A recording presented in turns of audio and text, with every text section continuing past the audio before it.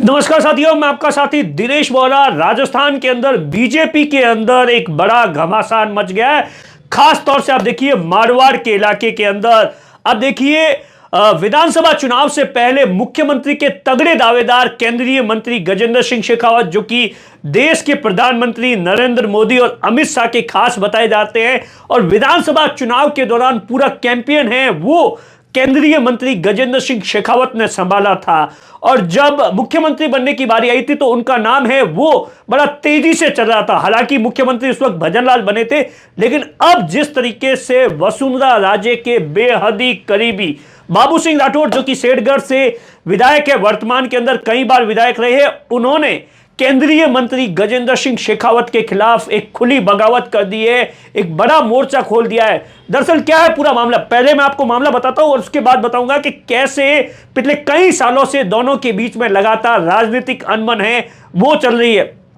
ऐसा बताया जाता है कि कल एक कार्यक्रम था जहां पर गजेंद्र सिंह भी मौजूद थे और बाबू सिंह राठौर भी मौजूद थे। पहले केंद्रीय मंत्री गजेंद्र सिंह शेखावत का भाषण हुआ और उसके बाद में वो वहां से चले गए और उसके बाद ऐसा बताया जाता है कि बाबू सिंह राठौर जब मंच पर माइक हाथ में आया तो एक के बाद एक केंद्रीय मंत्री गजेंद्र सिंह शेखावत पर कई तरीके के आरोप लगाने लगे और सीधे तौर पर कहा कि शेरगढ़ विधानसभा के अंदर पिछले 10 सालों के अंदर केंद्रीय मंत्री गजेंद्र सिंह शेखावत ने जो वादे किए थे वो वादे पूरे नहीं किए। उन्होंने बताया, बाकायदा लिस्ट के अंदर उन्होंने बताया कि किस तरीके से जो त्रासदी हुई थी उस समय गजेंद्र सिंह शेखावत ने वादा किया था कि यहाँ के लोगों को वो कुछ मुआवजा दिलाएंगे, 2-2.5 करोड़ रुपए के आसपास अलग अलग परिवारों को, वो नहीं दिलाया, किसी को 11 लाख या तमाम तरीके से। दूसरा उन्होंने कहा कि यहाँ के जो त्रासदी हुई थी वहां के लोगों को संविदा पर नौकरी रखने की बात की थी। तीसरा बताया कि पीएम फंड से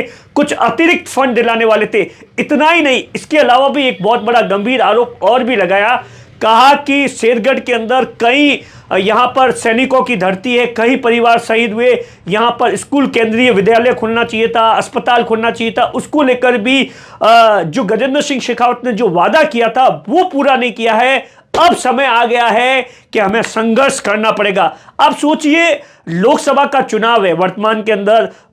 महीने भर बाद 10-15 दिन बाद में कभी भी आचार संहिता लग सकती है और उससे पहले बाबू सिंह राठौर का इस तरीके से मोर्चा खोलना, आखिर बाबू सिंह राठौर ने किसके इशारे पर इतना बड़ा मोर्चा खोला? क्योंकि आप देखिए राजस्थान के अंदर, राजस्थान ही नहीं पूरे देश के अंदर बीजेपी वर्तमान के अंदर एक ऐसी पार्टी है जहां पर विधायक है वो पूरी अनुशासन के अंदर रहते हैं। लेकिन ये पहली बार होगा राजस्थान के अंदर भजनलाल सरकार बनने के बाद में जब किसी केंद्रीय मंत्री के खिलाफ एक बीजेपी के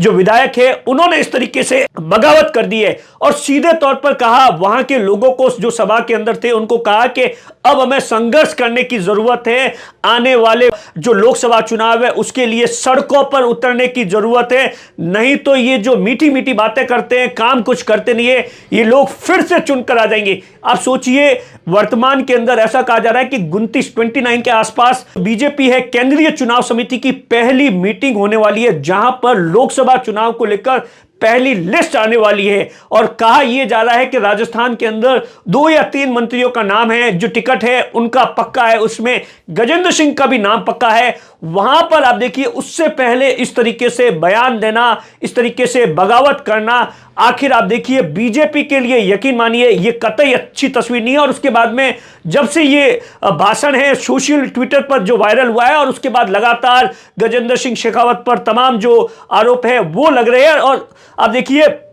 जब मैं ये वीडियो करीबन 1 बजे के आसपास शूट कर रहा हूं तो 12:30 बजे या 1 बजे के आसपास है वो एक्स जो गजेंद्र सिंह शेखावत का जो अकाउंट है वहां पर बाकायदा गजेंद्र सिंह शेखावत ने इस बात का जवाब है वो बाबू सिंह राठौर को दिया है कि मैंने अपने कार्यकाल के दौरान किस तरीके से शेरगढ़ विधानसभा के क्षेत्र के अंदर क्या कुछ काम किए हैं, किस तरीके से मैंने अस्पताल को लेकर कामकाज किया है, किस तरीके से पानी को लेकर कामकाज किया है, किस तरीके से सड़कों को लेकर कामकाज किया है, किस तरीके से बिजली को लेकर कामकाज किया है, एक बाकायदा लिस्ट पेश की है। दरअसल आप देखिए, ये पहली बार नहीं है जब इस तरीके से दोनों की जो लड़ाई है वो आमने सामने। इससे पहले जब ऐसा कहा जाता है कि जब विधानसभा चुनाव की जब टिकट की बात आई थी, और उससे पहले थोड़ा सा आपको इसके लिए मैं फ्लैशबैक में ले जाना चाहूंगा कि जब राजनाथ सिंह आए थे उस समय अगर जो आपको पता हो तो माइक पर भाषण देने को लेकर भी जबरदस्त तरीके से विवाद हुआ था।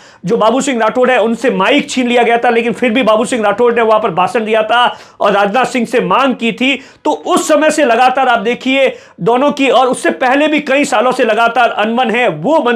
जो है वो चलती आ रही है। कुल मिलाकर अब एक बार फिर से लोकसभा चुनाव से पहले इस तरीके से बाबू सिंह राठौड़ ने, तो आप देखिए यकीन मानिए उनके भाषण से तो यही लग रहा है कि खुले तौर पर जंग का ऐलान कर दिया है कि मैं अपने इलाके के अंदर तो किसी भी तरीके से गजेंद्र सिंह शेखावत को जो चुनाव है उसमें पसीने छुटा दूंगा। अब देखिए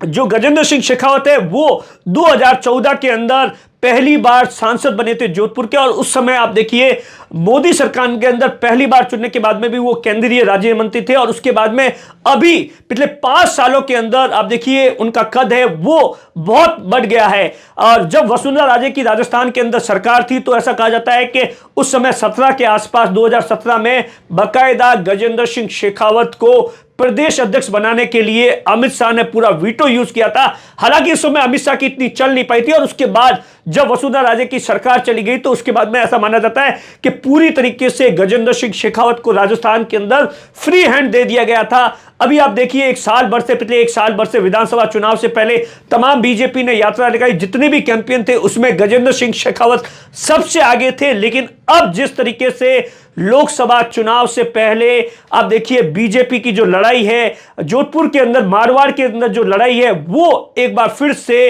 आने वाले दिनों के अंदर आप देखिए लड़ाई है और ज्यादा तेज होने वाली है। कैमरे के पीछे नाथू सिंह है, मैं आपका साथी दिनेश बोहरा।